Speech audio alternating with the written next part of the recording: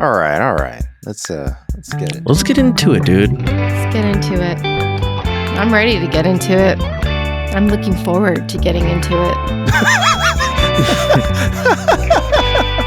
What else are you gonna get into? I don't know. Okay, first of all, a couple things. Okay. Look, we may have new listeners, we may not, but I want to say this. To the old listeners, like I always say in my speech, guys, we love you guys. You guys have been the best. You guys keep us going. You guys keep us hoping for that dick skin wallet, dude, from our sponsor. That's the only thing we hope for. Yeah. That's the only thing we're looking for this year. Other than that, this year fucking sucks. We love you, man. Yeah. If you're a new listener and you're easily offended, hey, this is your last chance, dude. You've been warned. Spoiler alerts. Dick skins ahead, if you know what I mean. You've already dropped dude. the dick skin. All right. We're going really early on dick skins this week. Here we go, guys. Oh, man, I shouldn't have said dick skin so early because of the algorithm. What algorithm? You know, the YouTube algorithm. Now they put us in a special class of dick skin fucking videos. Yeah. But anyway, if I'm a young man going through puberty, this is the best episode because you see Troy's nips, dude. Well, I mean, you see, you know, they are very dressed. clearly there. Yeah. She's pretty much naked. Yeah, dude. Yeah, this is a good. I'm going to say it, dude. Clearly braless. This is a good cranking episode, if you know what I mean. If you got a good imagination. She's naked under that very thin. Well, that's fabric. what all clothes are, though, Sarah. We're all naked Everyone's under naked clothes. under our Yeah, clothes. Sarah. You're naked under your clothes. What are you talking about? No, I'm not. I'm a never nude. You have more clothes under that? But Yeah, I you are do. nude under all of that. Sarah, stuff. you wear, those masks you put on your face for like to rejuvenate your face? You put that on your whole body? Yes. So you have a fake skin under You know, your... I had always seen this little very sexy clip of Deanna floating around. I was wondering when we were going to get to the episode with the white I've never hair. seen it. I've never seen it. No. With her in that very sheer outfit. With the nippy one? Yes, of her opening the door and her being in this very nice. Interesting. I'd actually never seen clip images of before. that. I had never seen that. And I was waiting for it. I was like, when are we going to get to this episode? What are you looking at? What are you looking at that you had seen this before? No comment. I mean, to me, one of the more famous images of Deanna. She's like, I was looking for that pollo place from Florida and the cleavage. Well, usually one of the more famous visuals of Deanna is when she has the Bride of Frankenstein hair and she's in 10 Forward. That's like, I mean, she looks good in this. This was a looks good episode for be her. Specific. She looks good for half the episode, and then the other half, she looks horrible, dude. That's true. I don't know. Yeah. To some people, that's what they want, though. That's true. Yeah, it's that's like, true. wait, actually, she looks like. I mean, there's a actual reason shit. why there's a lot of granny porn out there. You know, some people are into that. That's true. God, Jesus Christ. Tons. That was Sarah, aggressive. grannies are allowed to have porn. Sarah, first of all, you can't kink shame anymore. Not in this day and age. You'll get canceled. Let grandmas have sex Yeah, online. dude. Come on. Yeah, God. we'll cancel you 3 weeks from Tuesday. They're having fun too. Yeah, dude, you gotta let people have fun. Let dude. the Golden Girls. Here's the have thing, fun. dude. Here's the thing. If you're older, go out there, fuck all you want, but don't be part of the government. Retire, go out, fuck, dude. Go suck each other off. Turn off the lights, play Who's in My Mouth. It's all cool, dude, but do not try to run the government, dude. I mean, in Just many stay home. ways, that's why people get into government in the first place. For fucking? You know it. Well, yeah, but like at a certain point, like just get out, dude. Just go out there and enjoy the fucking, dude. That's all I'm saying. Yeah.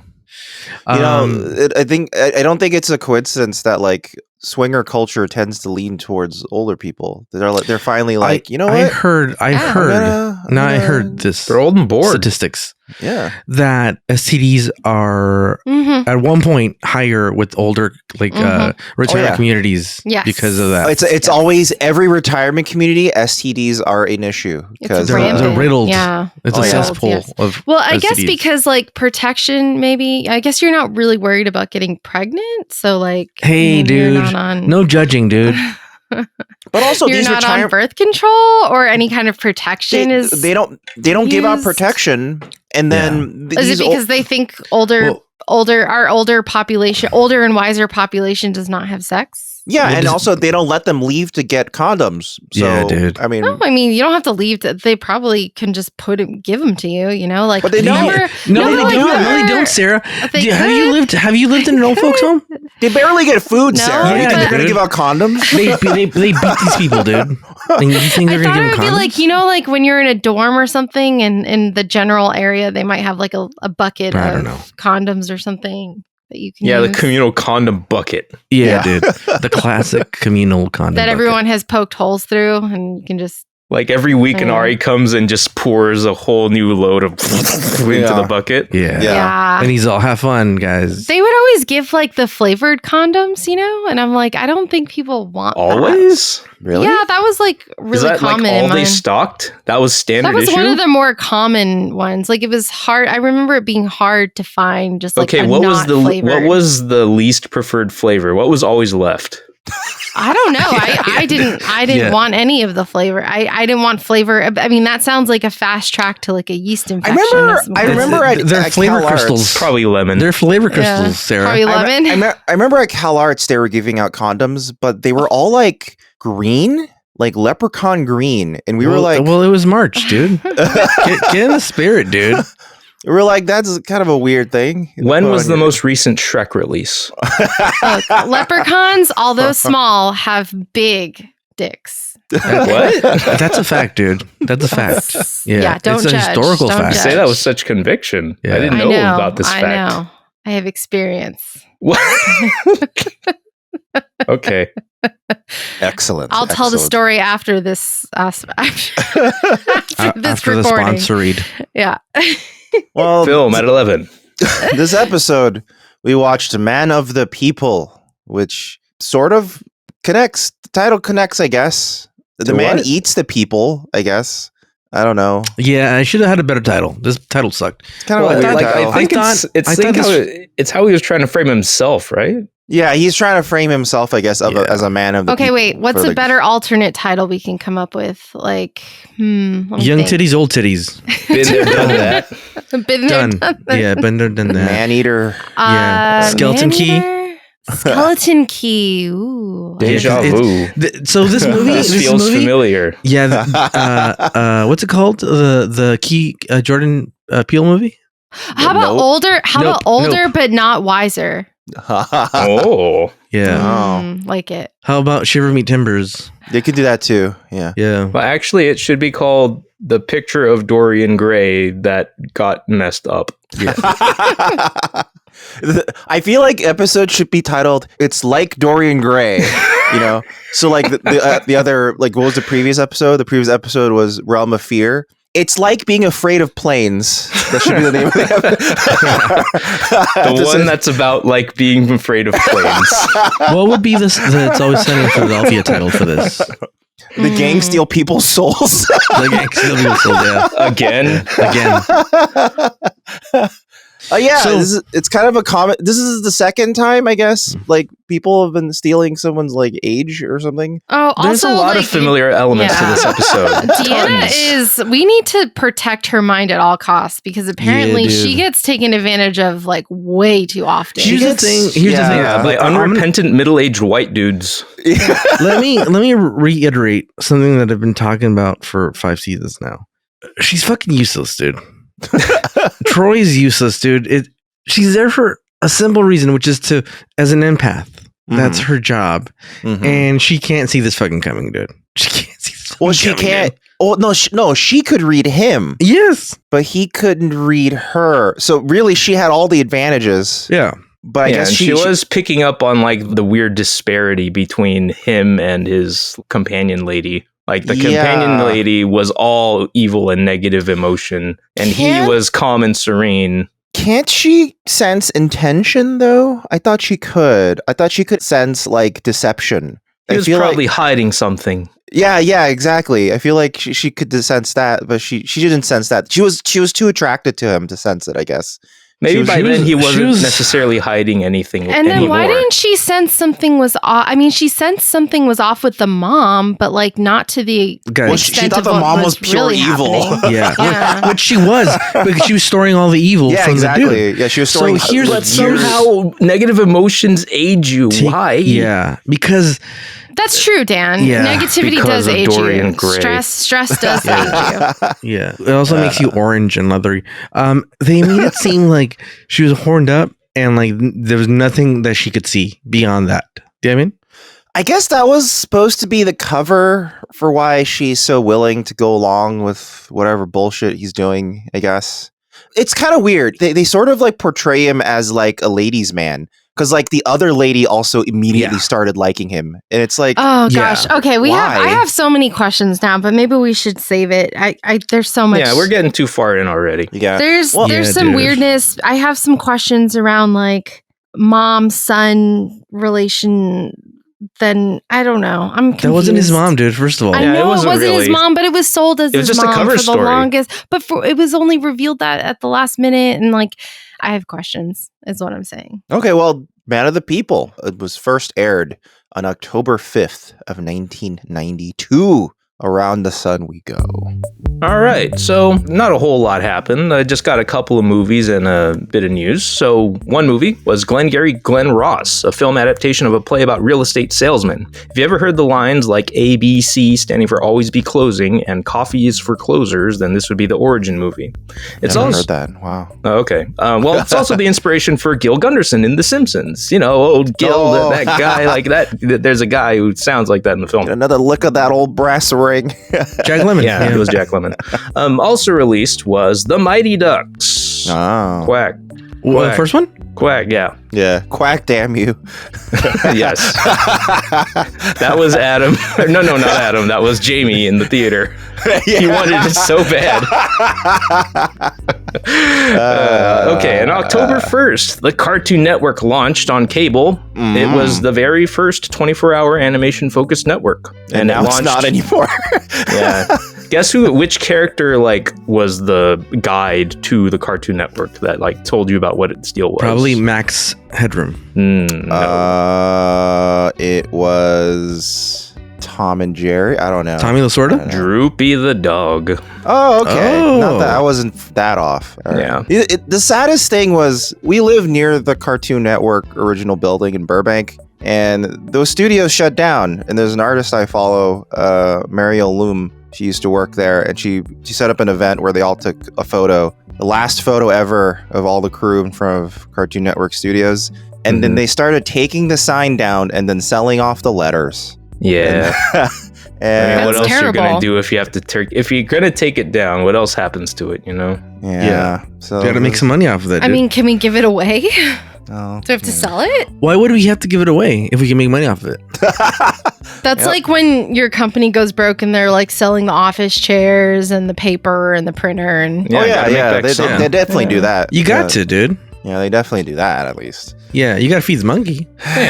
Anyway, that was all I had for this week around the sun. Oh, okay. Boom. They should do this. If you get let go from your company, they should, no matter if the company's going out of business or anything, they should let you do whatever you can carry in your arms without it falling. You get to take home. I agree. Some companies have Isn't done that this. what we all did during the pandemic Many time? companies have done this. Like, when they were all like, "Oh, everyone go work from home," it became like, I don't know about you guys, but everyone went on their own time and was like, "Oh, I'm taking this chair and this." I mean, I'm not going to name a bunch of this stuff. I'm not going to name the company where this happened at, but the company I was working at during pandemic, a friend of mine who was a contractor was slated to become a full-time employee, but because of the pandemic, there was a hiring freeze. And so he was essentially laid off, and they were like, just keep all the stuff he gave you. It's fine. And so he kept like a $50,000 iMac and like all this equipment. And because they were like, for him. It's fine. Just take it. Whatever. Yeah.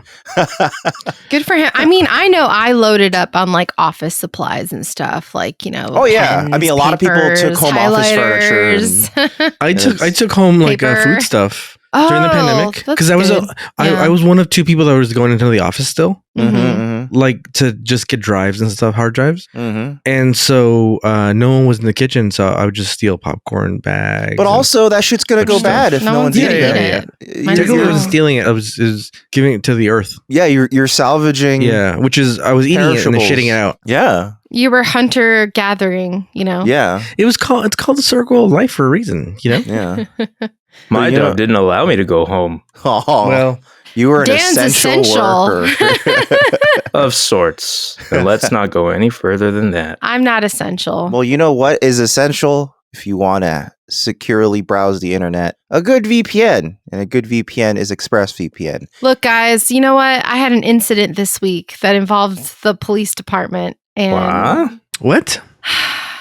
maybe I Well, how should have does the been. VPN factor into this? Because Yeah. maybe if I was using a VPN, this wouldn't have all happened. I don't know. I'm just saying. Let's just say certain things were leaked because Wait, Certain things happened that led to an arrest in Baltimore, Maryland of somebody Oh, that wow. had to do with identity theft. And wow. your nudes? thankfully, no, those are safe. But all I'm saying is it's no joke. There are people out there that are taking your information, your shit, who are out there to destroy your life, take your identity, and use a VPN, protect those passwords, do what you got to do, because I know firsthand that it can happen and it's very stressful. And to be clear, a VPN is not a be-all, end-all solution to It's all not, internet but it's a security. tool in It's- your toolkit. Yeah, it's one aspect you should have in order to keep your internet identity a little bit more secure. And not just that, but it comes with a lot of other fancy functions as well. You know, given the name ExpressVPN, it is actually very fast, so your actual internet speed won't be affected. Latency is also tends to be pretty good, so a lot of people actually can game on it while you're connected to ExpressVPN, and it's still pretty decent. It's very accessible. It's available on almost every app you can think of. Has over 3,000 servers all over the world. It actually works pretty well with streaming services, and it's got a built-in ad blocker. This is another convenience, but also kind of a security feature because a lot of weird little computer tracker things happen with those ads that bad websites serve you. You know, those can mess stuff up. If you go to YouPorn and you're watching things, those ads track you. You know what I mean? Yeah. The ad blocker is good for that, and Yeah. it's got a built-in password manager. And that's always good to have. In order to avoid identity theft. Yeah, and if you guys would like to sign up for ExpressVPN, just head on over to expressvpn.com/newbie Star Trek, and if you sign up for 12 months, they'll give you 3 months for free, which means the entire package is 49% off, almost 50, almost half off. That's great. That's crazy. And if you just want to try it out, you aren't sure, it does have a 30-day money-back guarantee, so you can always try it out. If you're not sure, you can just send it back for a refund. So again, that's expressvpn.com/newbie Star Trek, and if you sign up for 12 months, they give you 3 months for free.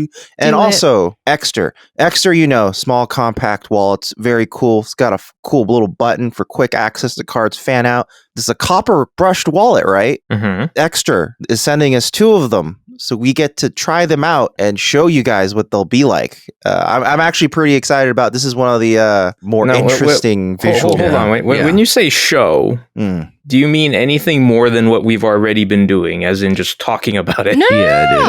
I'll make a little video for you guys. We'll Yeah, make a I'm little gonna video You keep saying featuring that, it. but you don't do it. I do. I have made Did the videos. footage get hacked with this leak?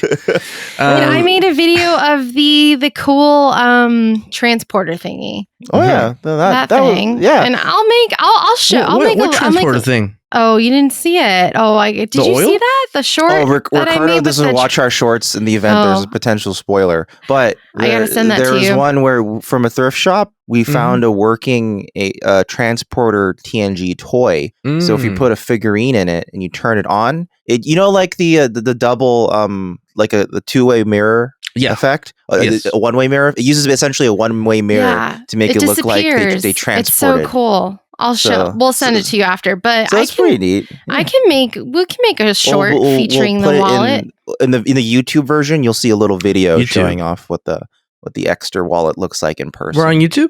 Oh, Ricardo. No, we're not on YouTube. Yeah. We're actually not anywhere. This is just for personal use. Oh yeah, dude. Yeah, hopefully no one's leaking all of these episodes. These are only going on YouPorn and This is our Pornhub. only. This is a personal and discussion. X videos, PornTube. If you're watching RedTube. us on Facebook, this is stolen content. if you're watching this on like Pornhub, leave a good comment below. Like good like. First of all, thank you for ripping us to Pornhub. That's kind of neat.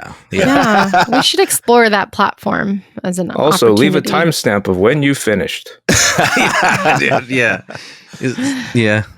It's That's all always useful.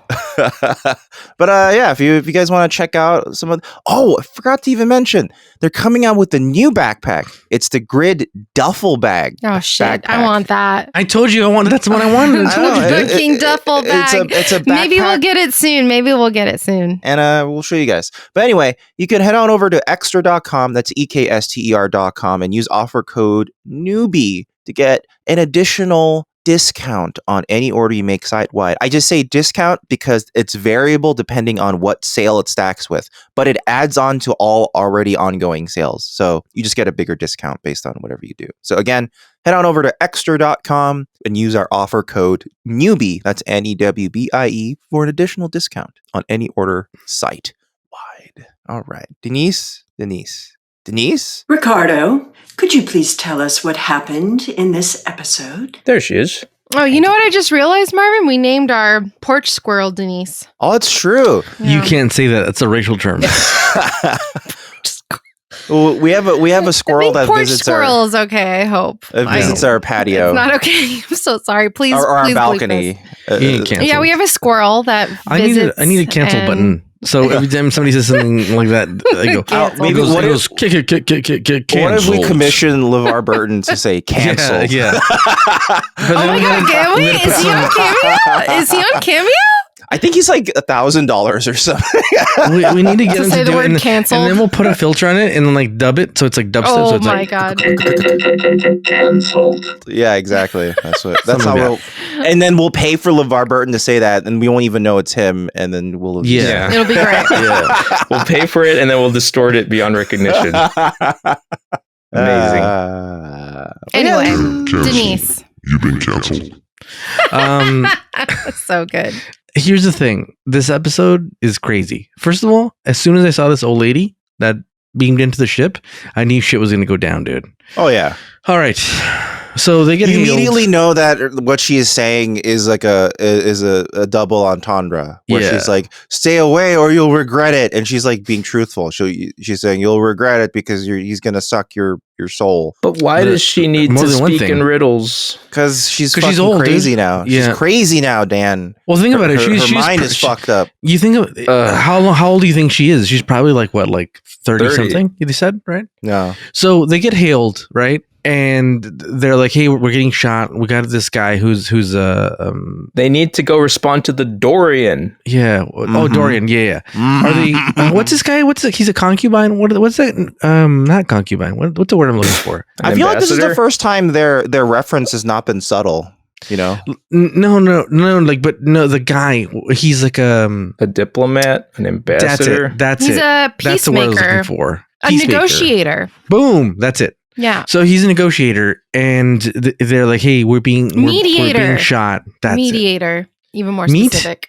Mediator. I hardly know her. I mean, we've Me never too. had this plot before.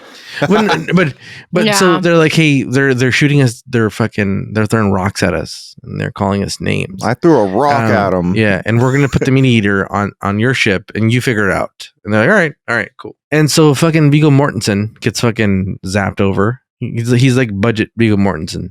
Mhm. And this lady, I immediately recognize her. Immediately. Which one? And I'm like, don't the old the lady. old lady? Yeah. In her old She- form? Well, she's only old. I mean, guess. she only has one form, Sarah. Come on, dude. God damn it. God. But like, do you recognize her? Oh boy, dude. Do you recognize her as that age in some other role? I guess my Yes. question is okay. 100%. And she was old back then. So 5 years before this, actually, She still 7 looks years. like this now. Yeah, She's a 7 Happy years Gilmore before grandma. this, she was in a movie Oh, is which she? I loved. What movie? 3 movies. It's called Happy Gilmore. No, she's not in that. Yeah, she is. She's the grandma. Is she the grandma for Happy Gilmore? She's the grandma. And where's the kiss mask? No, it isn't, dude. It's the wrong grandma. No, it isn't, dude. I feel like that's her, isn't it? It's not her. It's not her. I just feel 100% her. Yeah. I thought it was her. Oh God, you didn't actually have it looked up? No, I just thought from looking. That's a racist statement, dude. You're discriminating against old people, dude. Old people look the same to you, dude. That's crazy, dude. You're gonna get canceled. I'm oldest. Canceled. This is amazing. So this old lady, this is what I recognize her from. In 1985, she came out in a movie that really kind of shaped a lot of my childhood. Because my dad never censored what I could watch or not watch. Mm-hmm. And I watched this way too young. Mm-hmm. This movie is called House. It came out in 1985. The Japanese house? No, dude. Not that Japanese house ain't got shit on this one, dude. Oh, okay. You're making some people mad with that. Yeah. It stars William Catt, and it has George Wendt. It's a crazy fucking movie about this guy who inherits his aunt's house. But it's like fucking haunted, and like years before that his kid had gotten lost, and like they thought he'd drowned in a pool, but like it's just a trippy ass fucking movie, dude. You guys have to check it out. Okay, it's wild. This is like the horror version of Solar Babies. So if you liked my recommendation of Solar Babies, go check out House, 1985. It's directed by Steve Miner, and again it stars William Catt, the dude from Cheers, and the dude from Night Court. You know what, Ricardo? But the more important movie that she's actually starred in is the Fist of the North Star movie. Oh boy. Wait, really? Yeah. No. Well, the most important movie she starred in was Jaws Part 2, by the way. That is comparable to Fist of the North Star, yes. And she was also in Flatliners, by the way. Well, I was looking at, to clarify, the lady who played Happy Gilmore's mom was named Frances Bay, and she was not. Yes. This lady is named Susan French. Yes. Yeah. So anyway, check it out. And as soon as she showed up, I was like, this lady's up to no good. And she looks at Deanna and she's like, you want to fuck him, don't you? Stay away from him. You get away from him, you whore. Yeah, get away from him, you harlot. This episode felt trashy. It did. It was a little trashy. Yeah. It's a little trashy. But trashier like than we're used to for Trek, at least. No, It's like, I think the word is sexy, Dan. It's sexy. But it's like I think Marina Sirtis was kind of channeling her inner soap opera star a little, where it was Of kind course, of, yeah. I'm talking about like when people get up in people's faces, like, "Have you mated with him yet?" And it's that sort of directness that I'm not used to seeing in the show. tits? Yeah, it's stuff like that. Yeah. I don't know about you guys, but I felt the tension and the sexiness between Riker and Deanna. I was just like, ooh, can I just get right in between you guys and feel what you're feeling? Please. Right between that sandwich. sounds Yes, really these are good. two very sexy people. Yeah. And then they were just like, ooh, like, just Riker's That, not like- into. Riker's like, what's wrong with you? yeah. He's like, you whore. you whore, but come here. You fucking become a whore. I wish become a whore, and I love it. I wish he had done the voice from what that show he did after with the Gargoyles? Oh. You need gargoyles? No. Beyond belief. Beyond Belief. Yeah. That's just him. That's just Riker. Have you ever showed up to somebody's apartment and they just fuck somebody? What if Beyond Belief started with, why did you become such a whore? Yeah. Have you ever known somebody that's become a whore? So we gotta stop saying that, dude, because we cannot Normalize shame her, whore. Look, sex let's work is normalize- work. Sex dude. work is work. What are you talking about? She's not a sex worker, dude. Sex work is no. I'm She's- just she's talking just- about whores using are the sex word workers. whore. normalize whores. I'm normalizing. You just spent the last sex couple work. of minutes likening her to one such sex worker. Yeah. But it's a good thing. So anyway, We're all over the place, this man. this I know.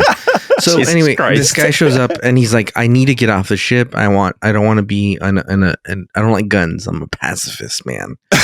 And they're like, and then this He older does dude, make a good point. He's like, so you're a ship full of guns, but you're a peacekeeping ship? Oh my It's god, kinda- Ricardo! I keep thinking of your dollar store vegan Vigo Mortensen. Is that his name? Yeah. Dollar store vegan Mortensen? What? He does look What? like him. He does. I didn't realize that until you said that right now. He I does told look you, like dude. him. The I main know. guy? Yeah, Yeah. the guy. He looks He like looks more like the original DA from Law and Order. him. Don't try to change his.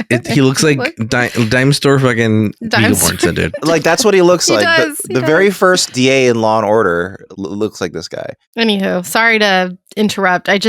I'm looking at him and it's just, wow. So, and then this older dude is like, "No, dude, you're staying on the ship. You're staying on the ship, and they're gonna protect you, dude. Or else, if you get on a pacifist ship, they'll just blow it up." So, and so he's like, "All right, fine." So he's like, Picard's like, "I guarantee you safe passage. Like we always Uber people. We'll Uber you there, and we'll Uber you back, and we'll promise your safety. All right, cool. Let's do it, dude." Immediately, there's a lot of tension, dude. Like a lot of sexual tension between this Troy and Viggo Mortensen. And they say this old lady's his mom, but turns out it's not, dude. Right. It's probably some girl he fucked, to be honest. Right. Yeah, which And- is weird. Yeah, I don't know. So it shows he has just a general pattern of. He just lies. But no. What I mean is, there's a connotation of he's not doing this for the right reasons. right. Well, he's doing this for misogynist reasons. It seems like 'Cause he's if- picking young, fuckable women. Yeah, to- because if it was truly about just How come he didn't needs pick to- Worf? Yeah, if Exactly, it was or somebody truly about else. always needing to pass on the feeling, it could have been anyone that is empathic, but he always chooses women specifically. young, Yeah. young women. Yeah, so He's probably one of those dudes that say like, "Oh, women can't be presidents," type of dude. He's like one of those dudes, you know. Like I a wonder broy- if he like a also broy needs dude. it. If he needs it because of their age, is why it needs Yeah. to be young. Well, it would explain why he needs them like youngish, but doesn't mean that they gotta be ladies. yeah, I think Yeah. there's like a kind of hint and or connotation that it's generally misogynist behavior. But that's Dude, why can you- I'm finding can it you- creepy though. Can you So- imagine that if this episode was flipped and it was Worf who was being like really sexy and like Yeah. That'd be awesome, actually. That would Yeah, make love this that. episode much better in my because eyes. then you would see what Klingons do when they try to be sexy. yeah. Oh, I mean, that'd we be have. I know, but I want to see He'd Worf yell like doing Predator. it. You're like, Like, we have seen Worf do it. Like, do you think he just stood there with Kalar? yeah, he just stood there. yeah. But that's he's Like, we have Worf an would've been- entire Worf piece of would've been slang like- dedicated to something that those two did. Yeah, but, Worf- but he probably just stood there or laid there, and then Kalar did all the work. I bet you. yeah, like Worf would have been like 100%. just slinging his two dicks, dude, around and been like, yeah, dude. Just helicoptering both of them. dude. Like a Black Chinook, Hawk. like a Chinook helicopter. I mean, but isn't that Very isn't that where the creepy connotation comes in for me? Like, okay, like Oh yeah, if he's absolutely. picking these young fuckable women that he's having sex with, He's but not having sex with then- him. He's not having sex with him, dude. Though. There is an mean- interesting thing where she does come on to him, almost does. and no, but he very explicitly goes, "We can't do this." Yeah. So Yeah, he- that's like something, that's a boundary that he sets for maybe himself. himself. maybe it like breaks or fucks something up mentally. no, for I him. think so. To me, the connotation was he has misogynist behavior, but outwardly he understands that this is wrong. So he goes, "If I do this, I'm taking advantage of you. I've essentially mind controlled you." I don't So, know. I don't think Maybe in he- his mind, it's like, I'm succumbing to masturbation. Yeah, no, yeah, that's I what don't I mean. think. It's I don't like, Yeah. think. I He's don't one of think those- he's he's one of those like, dudes. oh, I'm going to be moral sometimes, but then like fucking you is going way too far. But like Well, he manipulating didn't your fuck mind. her. is- He didn't fuck her. He probably didn't No, fuck no, the what I lady. No, but mean- I'm saying is like he draws the line there. Like I Yeah. find that he hard clearly to did, believe. though. Yeah. He very I explicitly know, but did. I'm wondering if it's for some other reason, like it like fucks up the link or the mind meld or like whatever, like it's more logistical than we're thinking. You know Well, what I we mean? don't know that. I We don't agree know with that. you, Sarah, that the misogyny is like front and center here. Yeah. Yeah.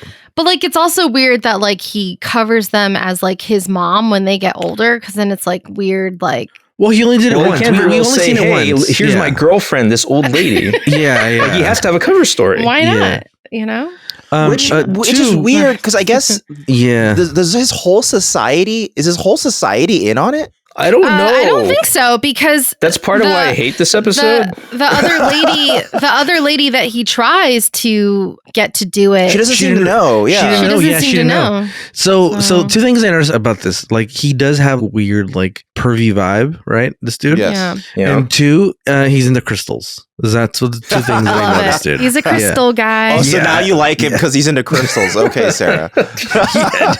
I'm a Wow, crystal that's girl. You gotta keep track of all the things you hate and love, Sarah. very quick You're to gonna get really turn. mixed up somehow. Very quick to turn onto the side of misogyny because he's into crystals. She's to like, know. You can't be "Well, misogynist if you're into crystals. Okay? No one who likes Doesn't crystals exist. could be an evil man. No, duh.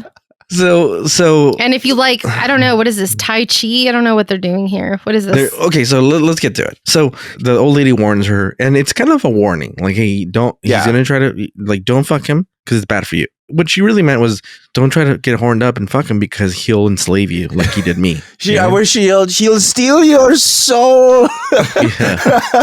Yeah. He'll turn you into a painting Yeah. that gets Nerf, older nerf, because of his sins. Like that story.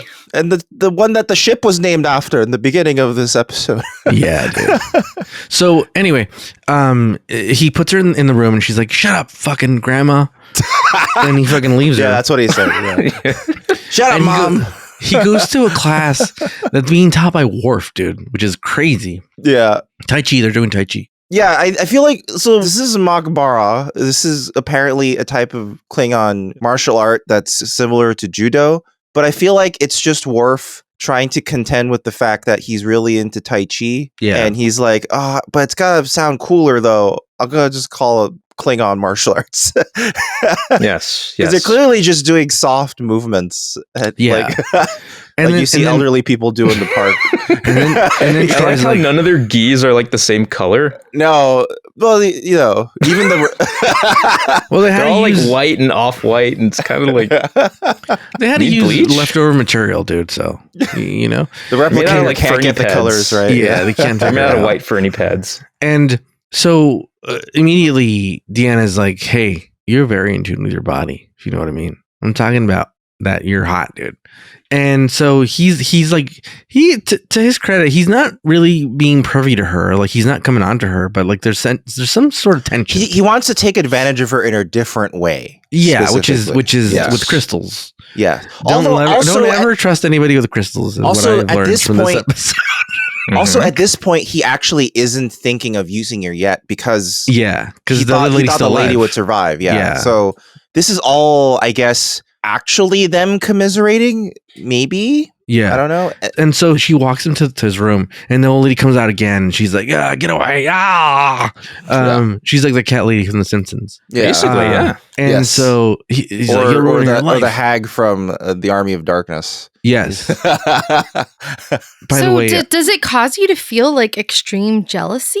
Yeah, No, all of your no. all of Well, your it gives you horrible all- emotions Yes. goes into one person. yes. Yeah. So it It's does very whatever. vague. But like, whatever whose emotions is that old His lady emotions. feeling? his emotions. So Apparently why is he his- feeling jealous? Like, why is she so protective over him? Like, No, don't it- fuck him. Don't. It's not clear. It's not clear. Yes, Like- it's not. It's not It's clear it's at not all. clear. Like, It's whose like- emotions are We those? don't know. Are So I they don't think it's her? direct We don't know. emotions. I think it's just his general negativity is removed from him and Bad placed into vibes. her. The bad vibes go into her. Yeah, which and then is she just stupid, dude. manifests it as Yeah. bad things. But I get gonna- it. But I'm they're gonna so set this- Yeah, specific. think of it as like, imagine if he could manifest a black suit Spider-Man. Yeah. Yes. I mean, If you know what that I means. I get it, but the anger is so specific. It's not like she's just going around raging and like fucking throwing things on the floor for like no reason, and like it's just a ball of negativity. She's very specific about what she's angry about. yeah, it's weird. I think So- the episode. Well, they also get very clingy. They depict all of his like Yeah. receptacles as becoming clingier over time, I guess. Yeah. So part of my general criticism of the episode was that it's not really only that the ambassador guy. I don't remember his fucking name. He's got a really weird name. Alcar. Vigo Mortensen. Yeah, Alcar. Alcar. Honestly, I think he looks more like Christian Slater. So it's not just Oh, I him. could see that too. It's not just him that's misogynist. I think the writing is misogynist Yes. because it all manifests as when women feel bad, they are jealous about men to each other. Yes. And that seems to be the only way this writer knew how to manifest, how to write a really negative woman. I mean, also, I think the general idea of targeting women was just kind of a given to this writer. It was just an assumption. Yeah, and it's the writer is Frank Abate Marco. I think that's how you say his name. And this is the first script he ever wrote for TNG. Before this, he was just a supervising producer. And I think he actually started this season. It shows. Yeah. This was his first script? Oh. Yeah. And sorry, buddy. It sort of shows in the sense that we're getting slightly ahead. I kind of get the central crux of the episode. It's basically, it's like a lamer version of the ones who walk away from Omelas. Have you guys ever heard of that short story? No. It's by Ursula K. Le Guin. And it's basically, imagine a city that is pure paradise. It can be literally anything. Even in the short story, it says, like the Guns N' Roses fucking song? Yeah, just imagine it's Paradise the perfect... City. Down to the paradise sea, where the grass is green and the girls are Yeah, pretty. just imagine it's the perfect city. Yeah, like a perfect... So no green one, grass, basically pretty girls. Got it. So basically like Tampa Bay, Florida. And Tampa Bay. Yeah. And it's literally such a paradise that no matter what you could think of as your own version of paradise, that's what it is. Even in the short story itself, it describes itself as that. But the only way this society can sustain itself... Got it. Sacramento, California. Locked in. So the only way this society can sustain itself is by forever torturing one small child. Forever. Worth it, yeah. So, I'm sorry, and then that's why but some people who in this society who learn the truth figure out a way to cope with it mentally and go, okay, well, it's worth it, so we'll stay. But some don't, and those are the ones who walk away from Omelas. Those are the ones So what happens when you walk away? You just don't get paradise? The story explicitly says we don't know. But so what are your options? You're just walking into the void. She literally describes it as the void. You don't know. But that's sort of the crux of this episode. Okay, but it's unknown instead of nothingness, right? But will the child not get tortured if you walk into the void, or will this child be tortured anyway? They have no way to change the situation. They simply walk away from Omelas. They don't want to be a part of it. They cannot participate in Omelas anymore. But it doesn't help. It doesn't bring an end to the child being tortured. No, they simply walk away because they cannot participate in this anymore. Okay. Did this story inspire The Giver? Interesting. Yeah. Potentially. Sounds somewhat similar in concept. The Ones Who Walk Away from Omelas was written in the 70s. And I think by her own admission, she says she was inspired by someone else, but didn't realize it until afterward. A version of this happens every day, all day with everything in society. So I don't know. I mean, the story is essentially sort of a critique on what sort of negative things in society are we willing to put up with in order to feel comfortable, right? I mean, we're pretty much at the end of. We've exhausted all options here on Earth, I think. But this is the crux of the story of Man of the People. It's like, is it worth killing, sucking the souls out of all these women in order to foster peace between warring factions? You know, he argues to Picard that hey, I'm just hurting this one person versus saving thousands of people a day. But then the problem is that that's a fine concept to explore, but then it's mixed in with this weird undercurrent of misogyny throughout the whole text, which makes it kind of hard to reconcile with, because it's not just misogyny with the character, it's misogyny with the writer himself and the way he's writing the women. And I think it's interesting, Brandon Braga really did not like this episode. And he actually talked about this there's a book that came out called Captain's Log. I'm sorry, who is Brandon?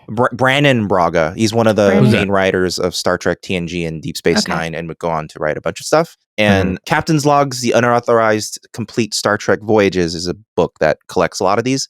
And one of them, he said, was, I would have done it differently. I would have made a darker and much more story about Troy's dark descent from the psychological point of view. A scene we all wanted to see was Troy giving therapy to a young ensign, but make it twice as long and twice as dark as the one that was filmed, and make it much more of a Hannibal Lecter thing.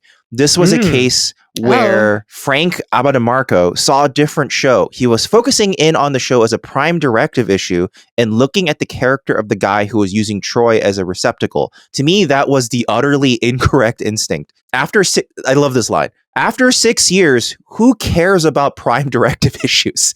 It's a Star Trek cliche. It should have been all about Troy, and he would have been the catalyst in 2 brief scenes. The first 3 acts were still fun. It was enjoyable to see Troy acting strange and dressing in skimpy outfits.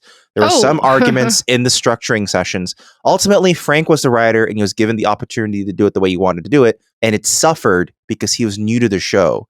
Damn. Tell me you hate your coworker without telling me you hate your coworker. Jesus Christ. It really does demonstrate that it's his first try of doing a Star Trek story, and he falls into a lot of the same pitfalls, and also brings in his own weird brand of misogyny. So I'm actually, you mentioned the prime directive. Is the prime directive aspect of this episode the don't do the autopsy thing? What is the aspect? Yeah, there's part of it. I don't understand how that comes into play here at all. Well, that's one of them. The other is don't interfere with the negotiation. Oh, okay. Don't interrupt him. Okay, that's a stretch, but okay. They're also framing the ones who walk away from Omelas comparison as also a prime directive question. Is it worth interfering with this, what they consider to be a good idea? So basically just be it's none of our business. Yeah, which, as we know, they emphatically disagreed, everybody.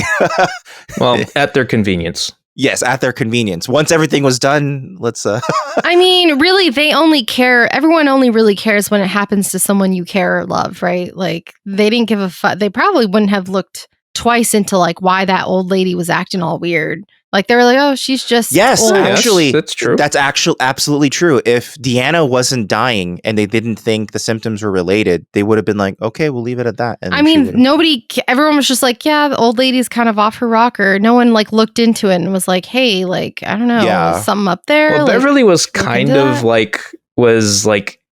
she was curious about it and wanted to do the autopsy just cause. I think she wanted to do the autopsy. I think she wanted. Well, she was morbidly curious. She was I kind of want to take a look. She wanted a notch in her belt. Yeah. And to say I killed another one, maybe. This is the part that I thought. I mean, Sarah and I both thought this is weird. Why do they need to in this future still do a physical slice open a body autopsy? Yeah, no idea. That seems so odd.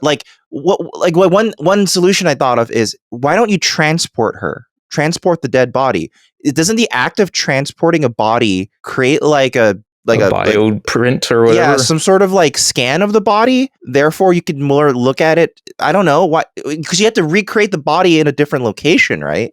Isn't that a scan? I just think at this point, I thought we would have moved past autopsies. Well, you wouldn't think that'd be necessary in this. I think we would have moved past knives as assault weapons. That's true. But it's a ceremonial knife, so whatever. This episode sucks. You think we would have opted out of autopsies?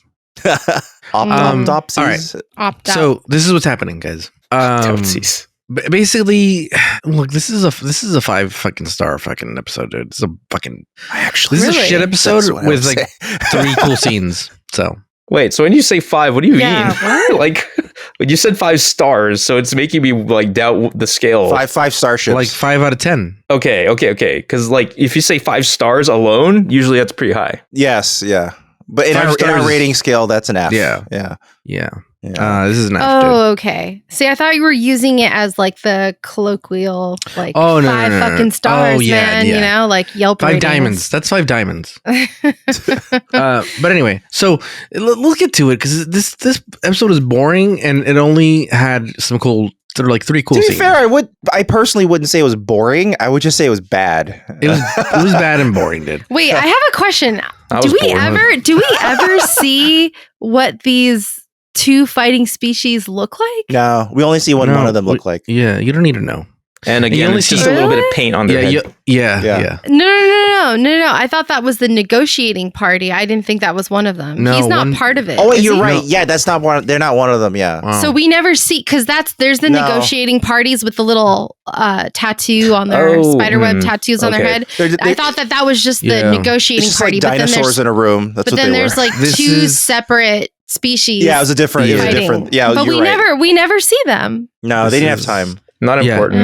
Not important enough That's for the this. least important part of the episode. This- the actual Yeah. negotiation. This is the Madam Web of fucking Star Trek episodes. So so many things happen, yet it's not good.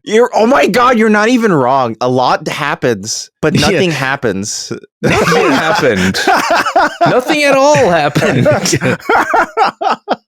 These are the cool scenes. Nipples through fucking nightgown. Yes. Ready? 2.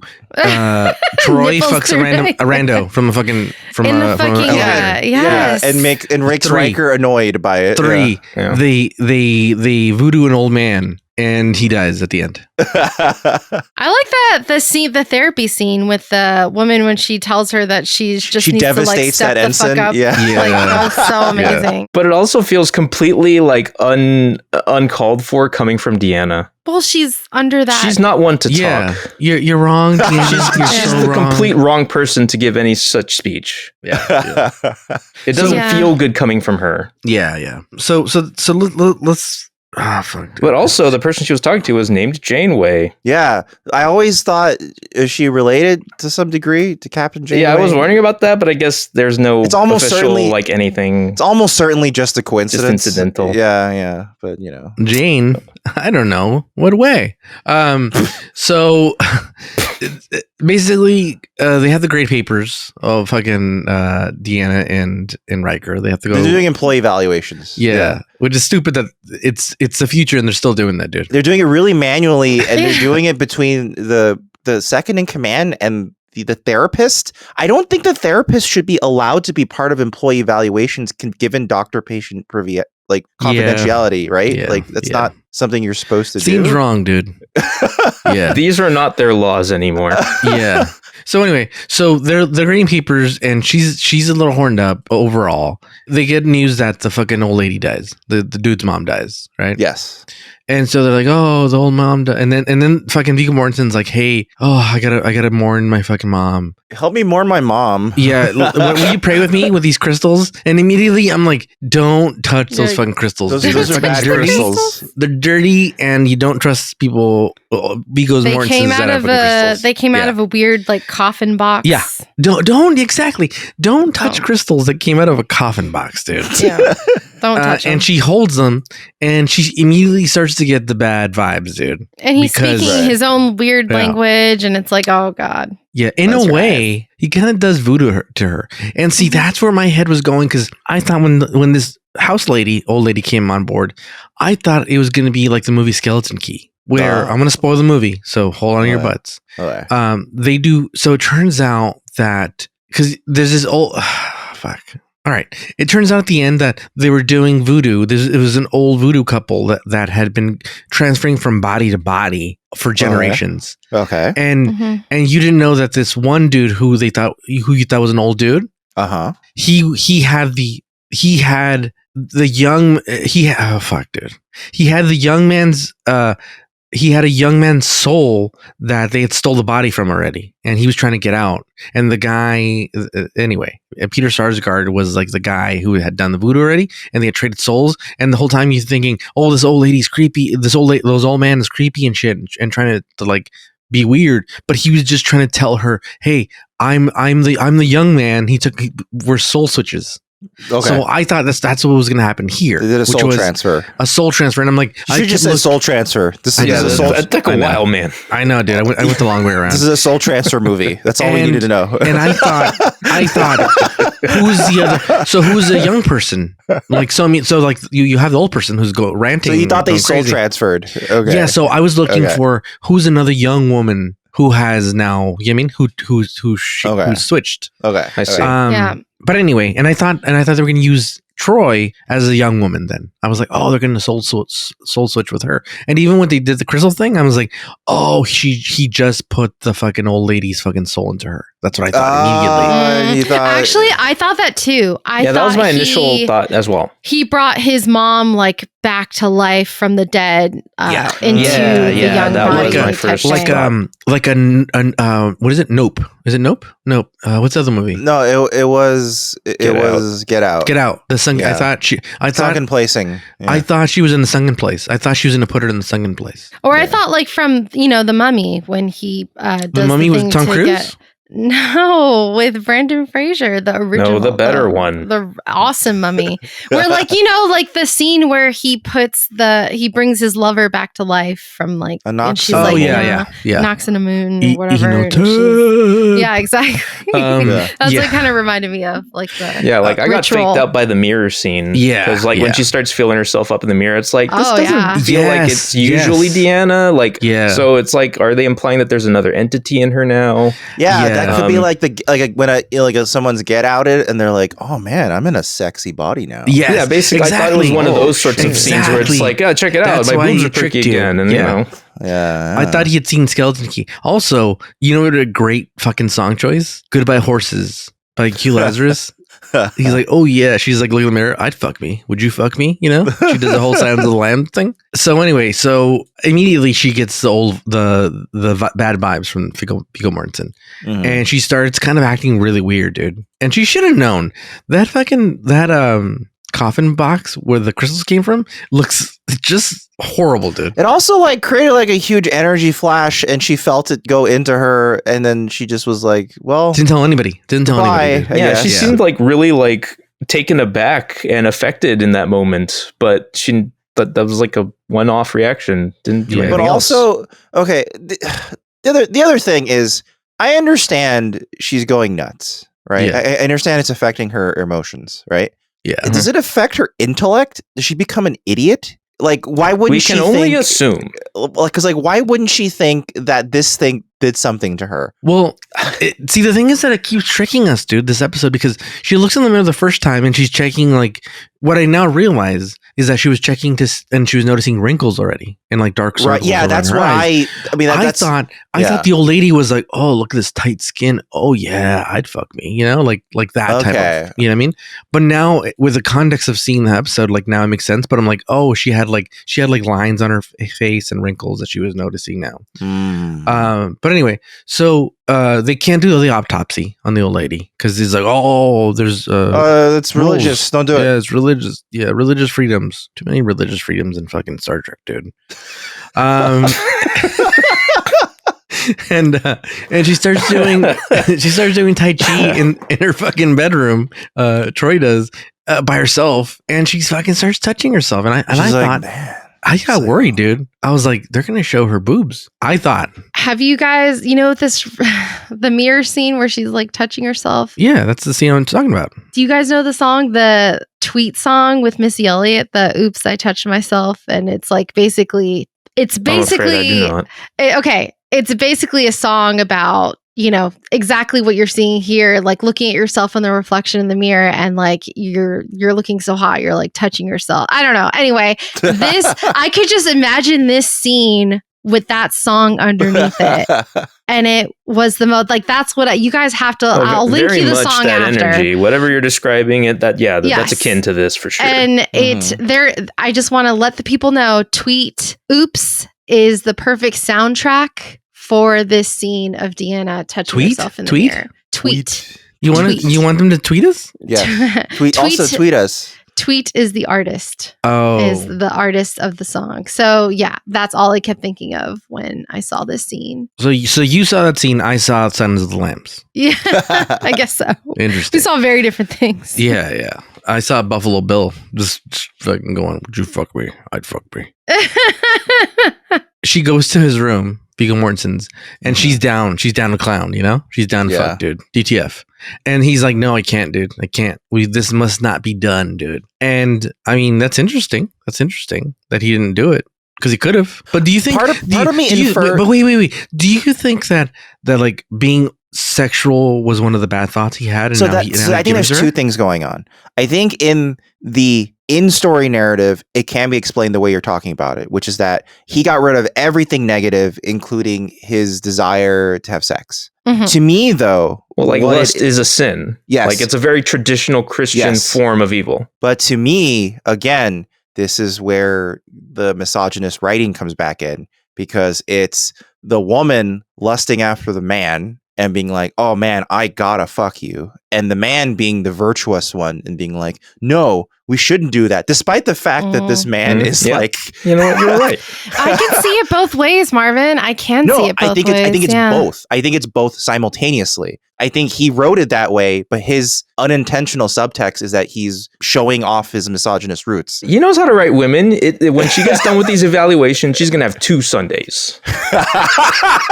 2 Sundays. 2 of them. I'm going to treat myself to 2 ice cream sundaes. Hell yeah. That'll shut her up. It's funny. Everyone agreed this was a bad script. Like, even the director, Winward Colby, he was like, given the bad script, we ended up making a pretty decent show. Why did they let this guy have no one was like, hey man, try again. So I know this is your first thing, but like, let's just... I can't explain why it was delayed. It was delayed. It has something to do with the next episode. But something about the next episode delayed the production schedule. So this episode was actually written super fast. This is probably why Frank Abatamarco was given the script to write, because they were like, we need another script right away. Every other writer's busy. Can you just write this one real quick? What's the writer's name? Frank Abatamarco. I think that's how you say his name. So, well, now like I feel bad for him. It sounds like they set him up. Well, yeah, but like another component of the story is that according to, I think, Memory Alpha, they said that they, quote, gang banged the script because they broke up every piece and had to write a piece each. Oh, right. And then they Frankensteined it together, and I think the main writer had to piece it together. That's a great way to write a script. That's a great way to describe writing a script, because we all use the descriptors gangbangs nowadays. I use it all the time. Yeah. No. It's like, hey, I need the canceled button for you right now. Cancel. I'm like, if someone says, hey, I gotta move, and it's a close friend, I'm like, hey, do you want to gangbang this move, dude? Gang, you're canceled. Canceled. Yep. Exactly. You can't say that. Say that. So the next scene is she's all horned up and angry, dude, because she turned him down, and she's like, and she goes into the elevator. Would you guys have turned her down? Probably. Dude, if I'm free from sin? Did you say probably? You would have turned her down? Something is committed. But I would, in my mind, something is different. In my mind, yeah. Well, here's the thing, Sarah. You're putting no context into this question. Like, am I the dude? Am I Riker? You're Riker. You're Riker. Am I the elevator dude? No, you're Riker. I'm Riker. I know something's wrong, and I don't fuck her. Riker knew something was wrong as well. That's why Riker was like, whoa, what's going on? Okay, I would have been like, a little role play. All right. Because he was never jealous. He was like, he's proved it over and over. The only time he was jealous, he looked a little jealous when he walked in on that guy. He wasn't jealous, dude. The only time he was jealous was when she was going to get married to Teabag, but that's because she was going to get married. Okay, so if you guys were elevator guy, then 100%, yeah. Oh, elevator guy is just like, whoa, Deanna Troy suddenly into me. Oh my god. Okay. All right. Yeah. She's just dressed in a karate gi. Yeah. Okay. Okay. I mean, she I guess. I mean, can you get in trouble? Is that like a conflict of interest if you fuck the counselor? Nobody gets in trouble for fucking anyone on the ship. That's never been an issue. Oh, like that's okay. If you're down a clown, you're down a good down. Yeah, I guess so. Yeah. So elevator down dude, like town. Yeah, elevator dude fucks her. Elevator guy is not bad looking. He's not. That's why she was into him. She was like, you'll do. Yeah. And the next scene, Riker goes to her room to finish those evaluations and get the second Sunday, of the day. She opens the door and high beams are on. She's wearing like the thinnest fucking fabric in the world, dude. Yeah. This on-set day must have been very interesting. And Riker thinks like, oh, I might get lucky. He's smiling ear to ear like right away. He's like, he loves it. At first, he's really into this. Yeah. But he knows something's wrong immediately because, and it's not jealousy. I think in my heart that it's not jealousy. That I think that he's like, oh, if you knew this was gonna be happening, you should just told me, like, stop me at the door. Like, oh, hey, could you come back in like 10 minutes? They know each other so well enough. I think Riker was probably like, why are you being so flippant about this? You never have been flippant about this before in this way. That's weird. And he's trying to brush it off by just being professional. And she's clearly trying to not be being professional by let's do evaluations in your room. Like, I don't know. Which is also weird. Yeah. But it's possible that apparently that's where they agreed to meet. It's possible that she asked. He was also willing to carry on doing the evaluations in a professional way while she's wearing this like super skimpy outfit. It was like, oh my God. Imagine if your coworker, you show up to their thing and they're just wearing this like thin piece of cloth and you're like, all right, so what are we going to give this officer as a grade? I mean, if you're a professional, you would do your job. I guess so, but you have no choice. Come on, Sarah. It's just it was just funny. Not everybody's horned up, dude. It's like I can't focus. So immediately the guy gets up and he's like, oh, sir, yes, sir. I was only here. I was inspecting the mattress. The tag says that it needs to be replaced. And so he leaves and he gets his shoes and he gets the fuck out of there. And basically he immediately knows something's wrong. Mm-hmm. Like something's off.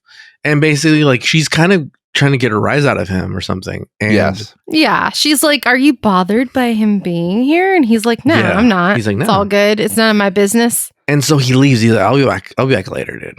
I'm going to go. I'll be back when you're ready to do some work. I was here to work and look at your nipples, but now I'm going to leave. Well, it's not fun anymore. You made it weird. You made it weird. You made it weird. You made it weird. And so the next scene, she's got an appointment with Janeway, and she's like basically like shut the fuck up, stop complaining, or get the fuck out of the ship, dude. Basically, what it comes down to. That's it. So she's like, okay. Which also, like, she's not 100% wrong, but yeah. I mean, there's a gentler way to say. Yes. I mean, also, if there's any space in which to vent frustrations, like that's supposed to be the space. It is to the therapist. Yes. But also, like, it's, you know, he's an asshole. It's fine. Like, just, you know. Just ignore him. That's actually terrible advice. Honestly, that's actually terrible advice. Don't listen to Marvin. Holy shit. Please don't. Well, it's like, but to be fair, it's like you're not sure why. It is entirely from the perspective of, oh, he must be picking on me, and it's like, yeah, we don't know. Maybe, I don't know. I mean, considering the way she told the story, it sounds a little odd. It sounds like he's like sounds like he was holding her to unreasonable standards. Yeah, I agree. I felt for her. I felt for her as well. I think her talking about it in therapy is very valid. All right. That's valid. I mean, I don't know about you, but I still work with people. Yeah, dude. Look, you know why Marvin can't relate? Because Marvin's fucking perfect. That's why he doesn't get criticized. Just kidding. You are pretty perfect, though. Pretty perfect at your job. I would disagree. Right, Ricardo? I work with him, and I would disagree. Yeah, Ricardo would know. Yeah, Ricardo would know, I guess, more than I if he's good at work. Ricardo did yell at me a lot. Wow, okay. Well, and at the wall.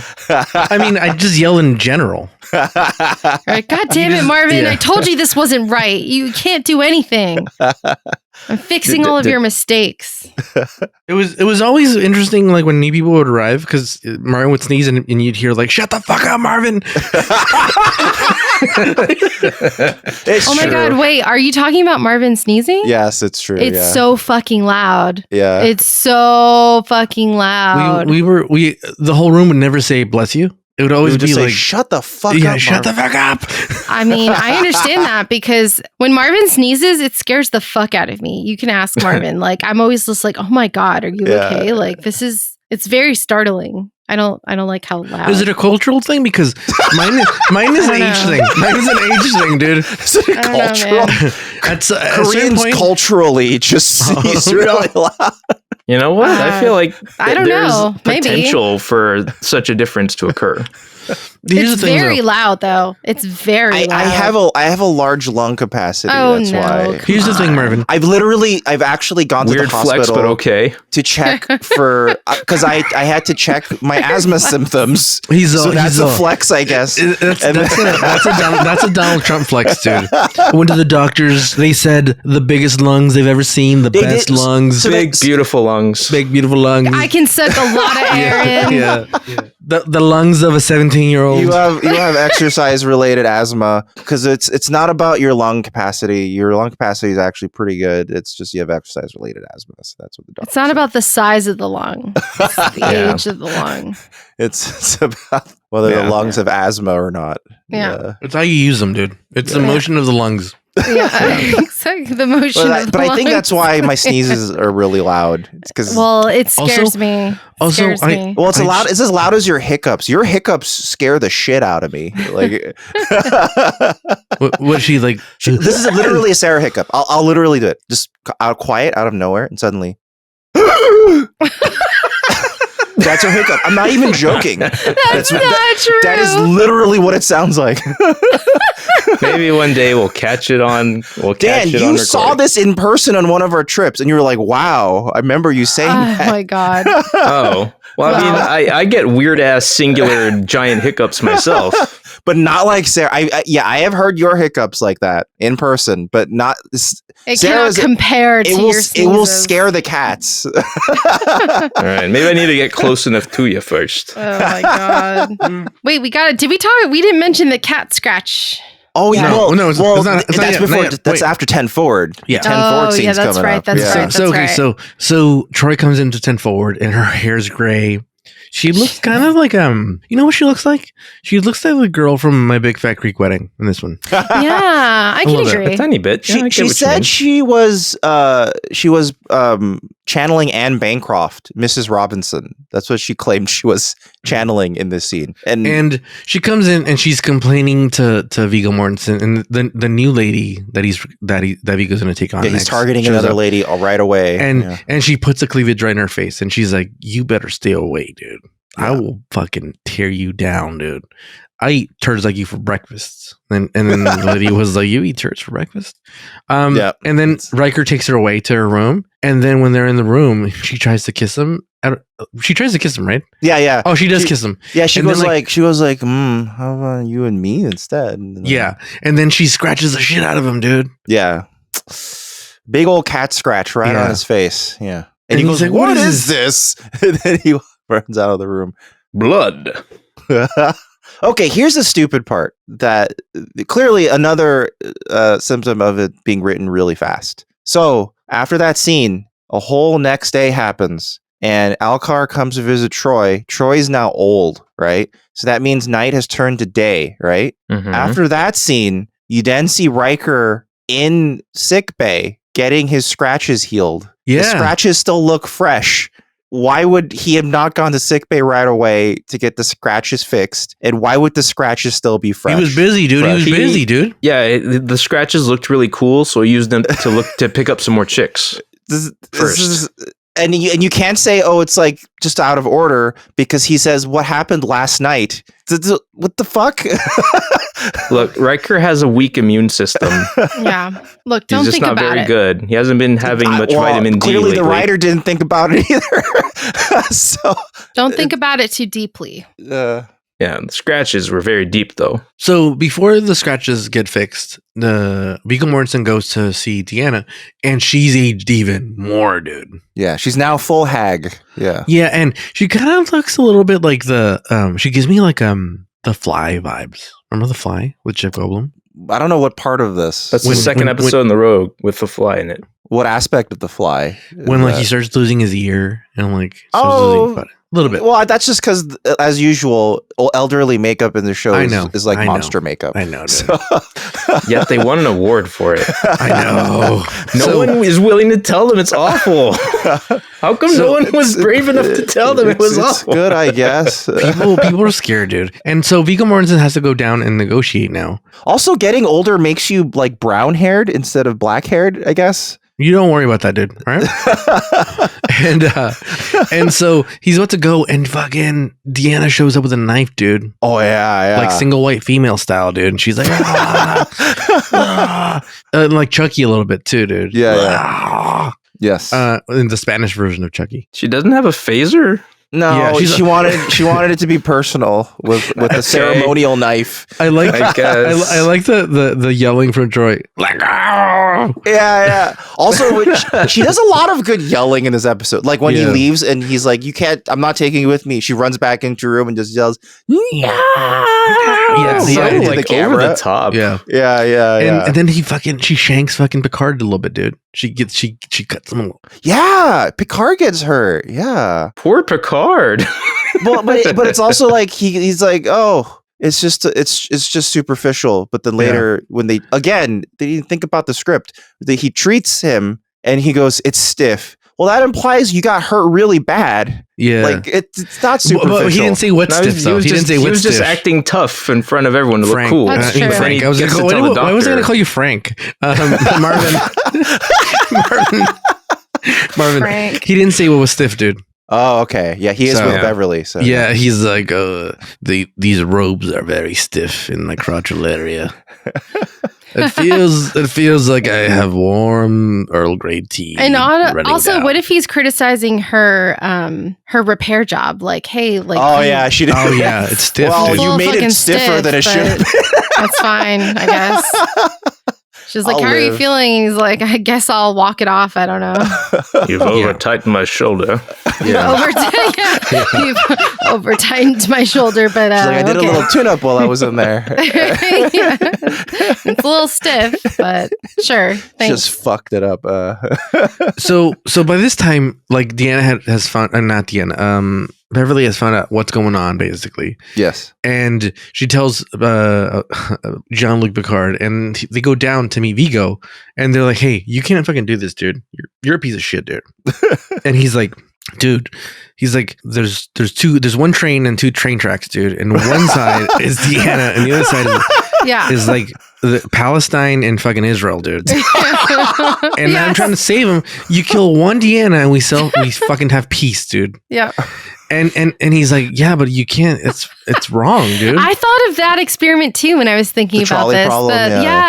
Exactly, because that's a famous. It's technically different from the trolley problem because the trolley problem is whether you're willing to take responsibility. No, it's not. He said thousands versus, Well, the trolley problem is whether you're willing to take responsibility for one murder or watch a bunch of other murders. I feel like that's the, I don't know. That's a slightly different quandary, but you can compare. You can compare. Yeah, you can make a comparison. Well, it's actually Alcar is someone who already chose his answer for the trolley problem, and he chose to pull the lever. Yes, he chose to kill the one person in order to save more people. He constantly chooses to pull the lever. Yes.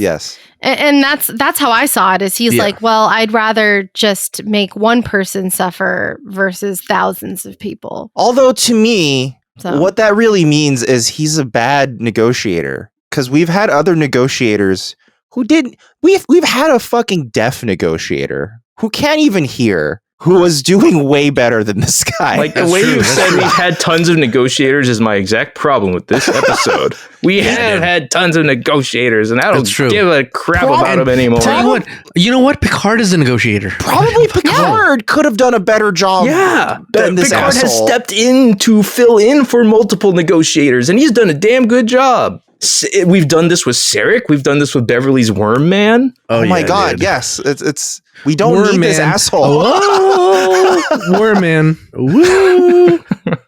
Yes. Fighter of the Worm Man. Just too much. The next scene is like, hey, they figure out like, okay, Beverly's number one fucking plan is like we kill fucking Deanna. Kill Deanna. We kill her. And she like, immediately went to death. She's like, hear me out, guys. And they're like, what? And he's like, hear me out first. You want to kill her, Deanna. don't you? We kill Deanna. And they're like, what? And They're like, Picard, wow. Deanna, they had actually said, you want to kill her, don't you? Picard responds, every solution you have is to kill her. It's always to kill her. Beverly, that's your answer to everything. But then she's like, oh, don't worry. We can bring her back in 30 minutes. Like, it's fine. Why And did- I just was why like, did- what? Your Picard accent sounded like the young kid in Bloodsport that's playing the young Jean-luc. Wait, what? I know exactly what you're talking about. The young kid that Damn, in if only I Bloodsport. knew, if only I had that clip in my head, then I could lean into it. young John Claude. Yeah. Yeah. Well, Because okay. the kid was trying to do like a weird like French Canadian He was accent. trying to copy Jean Claude as if he was young, and it's hard because Jean. I'm gonna send it to you. I'm gonna send it to you. Why Dan. why did Beverly go to death instead of exploring ways to like sever the mental connection? Yeah. Why did it No. have to be death?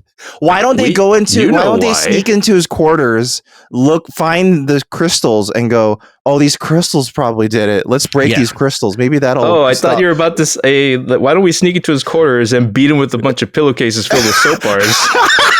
That would have been my fucking thing, dude. Why don't we walk into the negotiations and just start beating the shit out of him in front of the two warring factions? Yeah. That might unite in front of a common enemy. Yeah, what if they were all like, we all can settle our differences by beating the shit out of this one guy? Yeah, like we can all have peace if we just beat the shit out of this guy forever. Dude, they should have said this, dude. Picard should have said this when Viggo Mortensen was telling him like it's worth it to kill Deanna. He should have said, "Fine, I'm gonna have both these fucking countries just go to town on you, dude, and they're gonna relieve their stress, and then they're gonna leave in peace, dude." Do you like that? That's what they should have done. But anyway, so they come up with a stupid fucking plan, dude. A very stupid plan. They're gonna kill Deanna. She knows that she has exactly 30 minutes for some To the reason. second. To the second. I would not trust her with that. This is very well written. They have to lower her midichlorians to 300. Yeah. They gotta lower her midichlorian level to 300. Yes. And then they can wake her up. Yeah, then they have the arbitrary like, no, it has to be below 300 before we can. Yeah. Sure. So they're like, and then we beam up Viggo and the girl, Mhm. and then he's gonna try to put his soul in her. again, yeah. You know what I mean? And then we'll zoom her out of here, dude. Yeah. And they're like, done. Let's do it. So they do it. They beam him up. They kill fucking thing, and they put on a show like, oh, she's dying, and then he's like, oh, he feels it because when he's leaving the negotiations that he just did, he faints. He's like, oh, Yeah. my legs. Oh. I have the vapors. Oh. And he's like, oh, the link. So they go up there, and he's like, I gotta get my crystals. I gotta get me hands on the crystals. Yes. So he leaves the infirmary, and they go, and he's like, he tells the girl, and you know this is only a Viggo thing because she didn't know anything about that. She's like, we should mourn fucking the sexy lady that's now. Oh, we got to mourn her right away. Yeah, Come on. right away. Let me get my coffin, and he gets his little fucking fetus coffin, and he gives her the fucking crystals, and she says, "Hold my nuts here," and she holds her, and he starts going, "Unam shabab, unam shabab, unam shabab," and fucking, and she and his. And She starts at the same singing time, Hanson. they lower the midichlorians to 300, and they fucking wake her up. They're like, boom, and she's fucking young again. And she's like, bam, big old tits. Which dude. just why would this age her and then de-age her? And then Because age he him. needs- Marvin, he why needs- does it he needs age the him? young. He needs the young. You don't juice. need to know about that, dude. You don't need to know what that. And then they zap the girl out of there at the same time, and Yeah. he gets stuck with both stones. If you know what I mean. Yeah.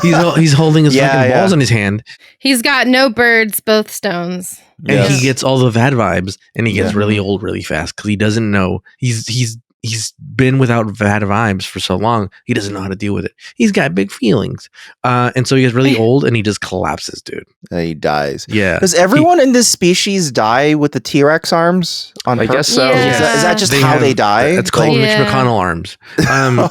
Yes. Not until the kindergarten.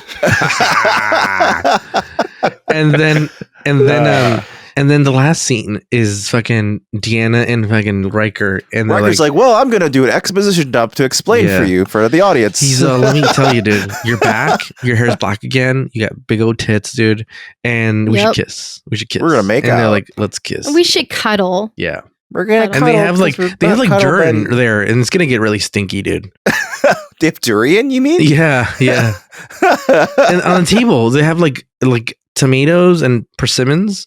Oh yeah, durian. They have space fruits. Yeah, they have a bunch of random it's gonna get stinky in there, dude. Yeah. And they have kale or like sage. It looks like dragon fruit, so they're gonna really go to the bathroom once they eat that. Yeah, you gotta get all the bad vibes out. I love. Did we talk about when Worf's just like, sir, he's fucking dead?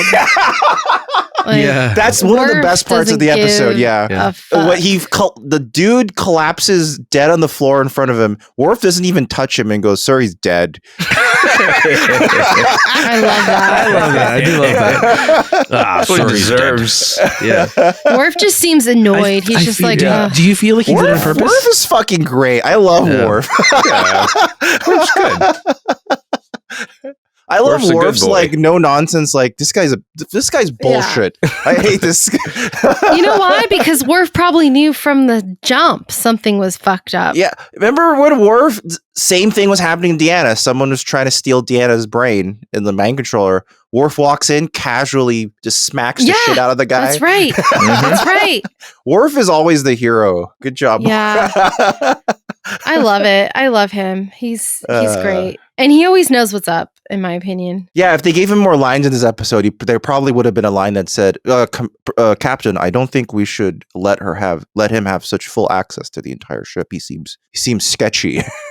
Yeah, he would use that term. Yeah, dude.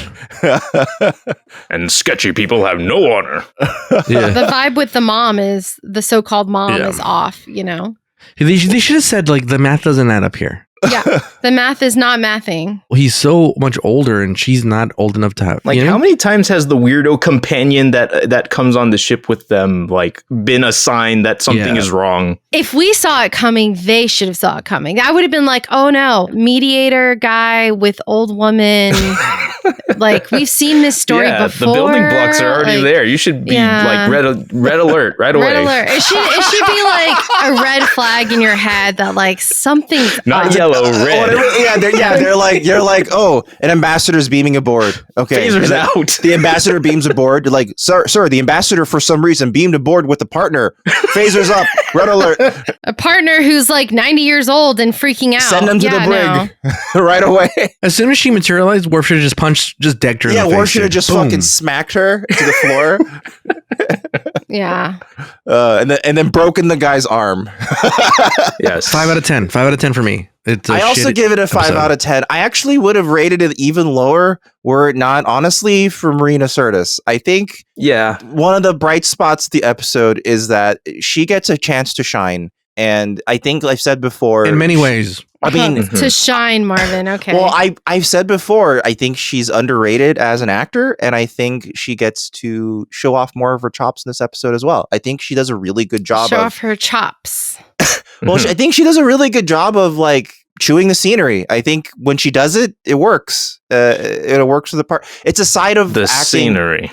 I wasn't looking at the scenery very much. You know what I mean?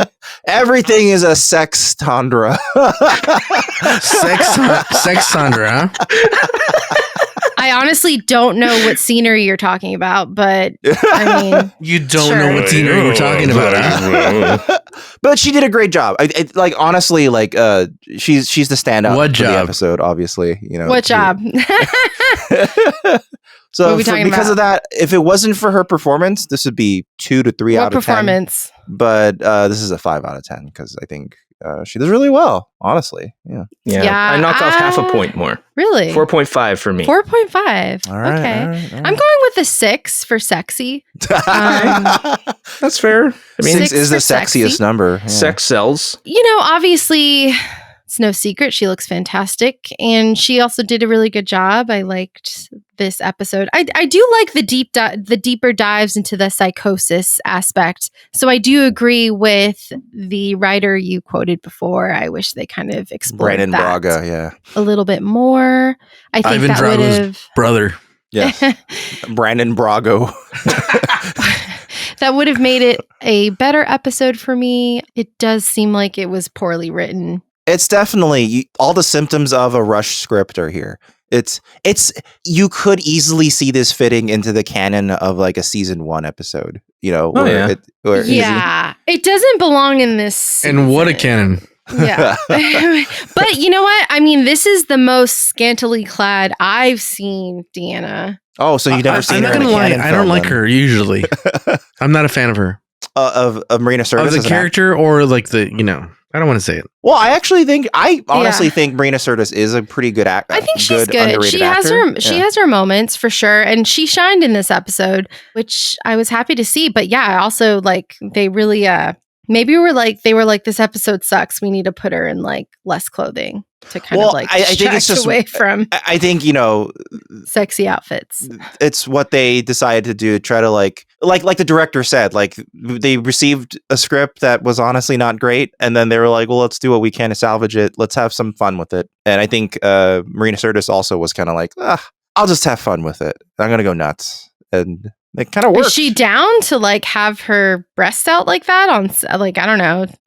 If you've ever seen any of her canon films, okay, so she's okay with like, you know, because describe fun. That wouldn't be fun for me, but I mean, there are some actors who are. Other people are like, oh yeah, I'm okay I'm comfortable. I mean, obviously she has a fine body to be comfortable in, but yeah, I don't know. That's interesting if she was like really excited and not stressed. Some people are like to just party, dude. Yeah, some people. Some people are just pretty. I don't doubt it. Yeah, like what's her name? Who plays Black Widow's sister and was in Midsommar? The lady, what's her name? Blonde lady.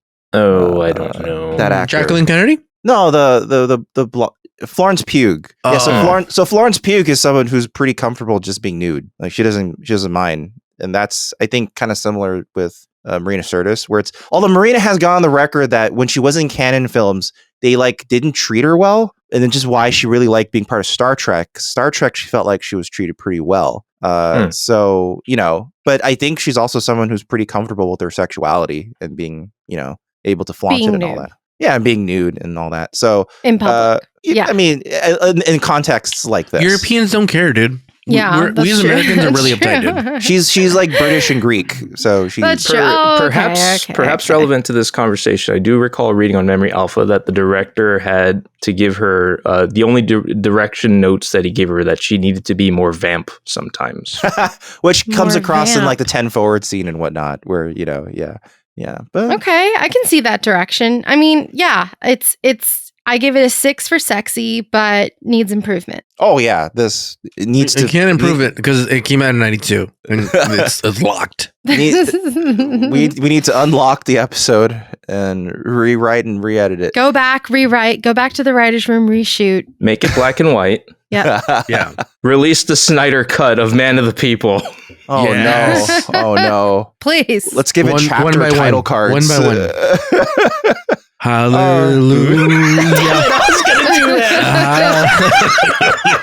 I love how like 3 different people simultaneously were thinking of going to that exact song. You guys should have just Fucking worst. It's the worst. You should have just gone into song with me, dude. I was too taken aback by the coincidence.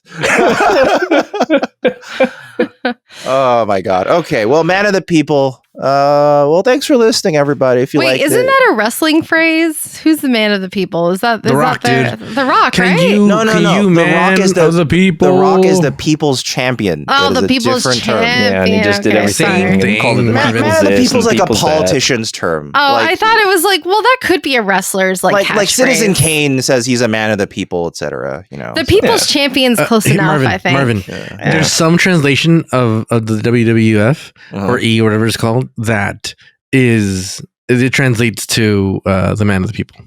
Okay. The Rock. El hombre de la gente. Woo! Interesting. Yeah. That's fascinating. See, I told you I wasn't All right. completely off. All So right. this episode, aka The Rock, Man of the Yeah. People. Well, Lucha para Can nosotros. you smell what the man of the people is cooking? He's cooking something for everybody. he has a large cookout. Everyone is welcomed. Boiled chicken. The party is capped at 200, though.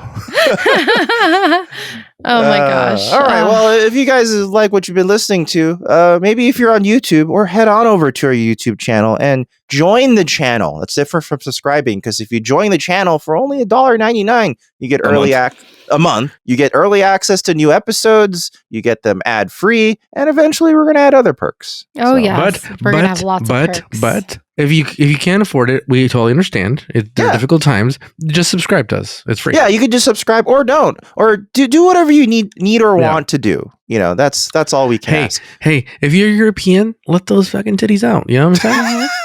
Yeah, you do you. And also, if you guys ever want to send us an email and we may read it out on the podcast, you can always email us at contact@newbiestartrek.com. That's contact@newbiestartrek.com. This week's email comes from Lily, and Lily says, "Hey guys, I hope this email finds y'all well." Lily had a really deep voice all of a sudden. Can you tell I used to live in Florida? In a past episode, it was mentioned that we never get to see a shot of sleeveless Data. Well, I was perusing around Pinterest, looking at old behind-the-scenes photos. Yeah, sure. Pinterest, sure. And came across gold. It seemed necessary to share my wealth, since I love finding photos of the cast in regular clothes and with full makeup. Hope you enjoy. So I've just put that into our chat here. Let's see this. P.S. I also found this bonus. I also found this bonus photo that proves Worf has a thing for Picard. Okay. So, Oh my god, I love Jordy's expression. He's like, "Oh shit, Data, you're buff as shit, man." Yeah. Look at those arms. He's like, God damn, dog. it seems like everyone that I find this interesting. So it seems like everyone, when they're not wearing their outer like suit, like jumpsuit They look buff. they're wearing black shirts. So they're always wearing a black shirt underneath, it seems like. Oh my god. Okay, Interesting. what's cool is the one with Jonathan Frakes here, where he's cheesing it up with Data. His arms don't have makeup on. It's just his hands and Marvin, his head. yeah. This is what I suspect, that they wear this in case, like, if it gets hot, they could just like take it off, fold down. Yeah. They could fold down the thing. Exactly. And they're not topless, if you know what I mean. Exactly. I think that's what it's, because that Unless you're costume's Troy. got to be hot, you know, because it's made out of felt and all that. It's got to. Yeah, it was probably it was soft canon that was literally what they were supposed to be wearing underneath. Yeah. Also, if they gotta take a shit, they could Porky Pig it. You know what I mean? Keep the shirt on. Yeah. I kind of wish that the crew got to wear t-shirts like this. Imagine if that was their uniform. Like they all wore like black t-shirts, Well, the black thing is, V-neck t-shirts. sometimes we see them And on in the back it says fresh ingredients. Yeah, exactly. Sometimes we see them Work at in a what their restaurant. future version of casual clothes are, and they don't look that comfortable. So Well, it would be No. kind of neat if they saw them in like just t-shirts. You never know, dude. I will say this. I'm not spoiling anything, but Data here in this picture that we'll post on our socials looks, and for the people who have seen The Sopranos, tell me Data doesn't look like fucking, not Silvio, fucking Furio from fucking The Sopranos, dude. Oh, I haven't. I haven't gone that far I yet. actually know who you're talking about at this point. He looks like Furio, dude. A tiny bit. Yeah, he's like He needs Tony. a ponytail. He's a Tony. He's Yeah. There could be Lore who acts like a soprano. yeah, dude. Lore, like he painted his face and went to Italy to live, and then he worked for Tony Soprano. And by the way, the third picture that Well, yeah, Lily what's was, going on in the third photo here? What's Worf doing? It's like Worf kissing Picard's hand. Yeah, as if what the Picard fuck? is a king or something. Well, Don Picard. Yeah, that's. We were just talking. Or maybe it's when he got knighted. Remember? Yeah, Sir Patrick Stewart. Or it's Jean-Luc kiss his Soprano. Yeah. You don't know. And Furio's there in the background. Got to kiss the ring, Worf. I don't know what the story is behind that photo, but very fascinating. But also really cool that you can see the production light overhead. there. Maybe Worf was like, "Do you want to know what my forehead ridges feel like? Here, let me show you." And Picard's just smiling. he's like fascinating. The ribbed for her pleasure. No, Oh my but God. I do think Lily is correct. This is incontrovertible proof that Worf does, in fact, have a life with Picard. Oh, Yeah, yes. What's I must be Jordy in doing love in with this photo? Picard. Jordy's like Yes. fucking like wiping his head or something with like a towel. It's hot because it's fucking hot in there. All the Jordy's hot like- lights and yeah. their fucking thick ass uniforms. It was miserable sitting under all those hot lights. Do you see the light above Picard's head? That like massive ass Yeah. light. We're lucky to live in for people who work on set these days. Man, we don't have to worry about tungsten lights anymore. Wait, it's all did they LED. not keep it super cold though in the studios back then? No. It's still hot. Those I mean, there's you try, but you can only do so much when it comes they can't- summertime in they the can't- California. and they can't pump in the Yeah, AC true. while they're shooting. It's fucking loud. They got to turn them Yeah, off I was all the- once part of a shoot that actually OK Go was part of it.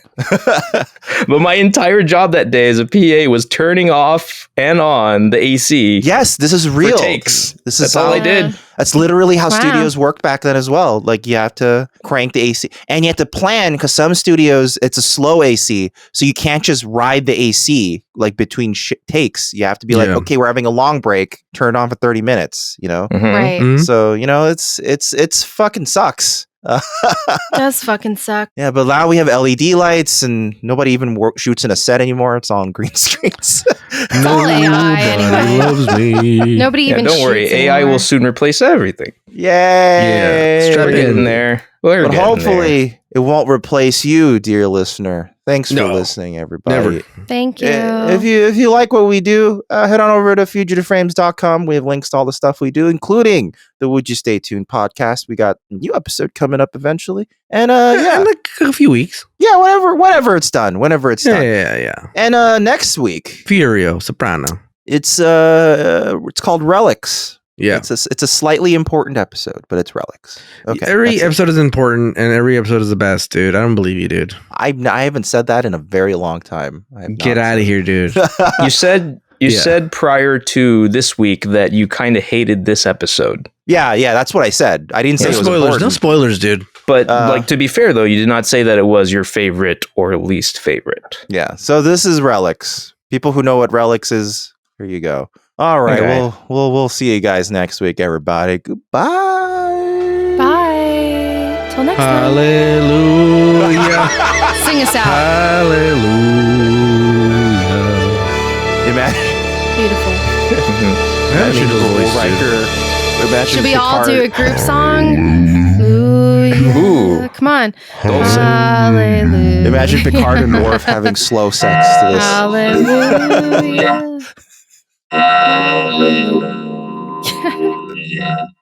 Come on, Simon. Trying to sing synchronized across the internet is very hard. Love that. Love that. That was the best one. All right. Goodbye, everyone. Bye.